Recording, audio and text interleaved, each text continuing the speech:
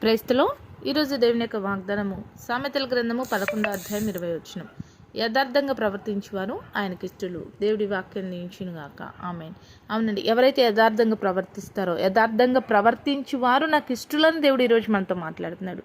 మరి యథార్థమైన హృదయం మనకుందా? దేవుడికి ఇష్టపడుతున్న యథార్థత మనలో ఉందా లేదా? యథార్థత అంటే ఏంటంటే హృదయంలో ఏముంటే పైకి అలాగే ఉండటం, పైకి ఎలా ఉన్నామో హృదయంలో కూడా అలాగే ఉండటం.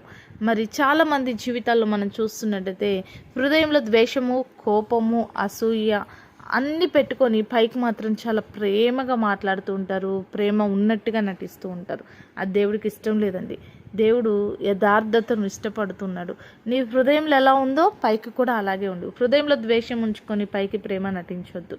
మరి దేవుని యొక్క వాక్యం సెలవిస్తుంది, యథార్థవంతులకు ఆయన ఏ మేలు కూడా చేయక మానడు. యథార్థవంతుల్ని దేవుడు ఇష్టపడుతున్నాడు. యథార్థవంతులకి దేవుడు మేలు చేస్తాడండి. యథార్థత లేకుండా దేవుడికి ఇష్టము కానే కాదండి.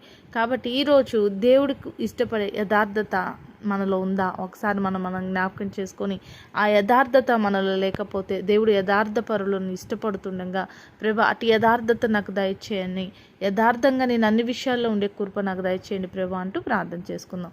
అటు యథార్థతో దేవుడు మనల్ని కూడా దీవించునుగాక. ఆమేన్. ప్రార్థన చేసుకుందామండి. సకల ఆశీర్వాదాలకు కారణభూతుడైన మా ప్రియ పరలోకపు తండ్రి, యొక్క ప్రార్థనకు ఇస్తున్న ప్రతి బిడ్డ జ్ఞాపకం చేసుకోండి. ప్రతి ఒక్కరు కూడా అన్ని పరిస్థితుల్లో యథార్థంగా ఉంటూ నీకు ఇష్టలుగా ఉండే కృప ప్రతి ఒక్కరికి దయచేయమని యేసు నామములో ప్రార్థిస్తున్నాం తండ్రి. ఆమేన్.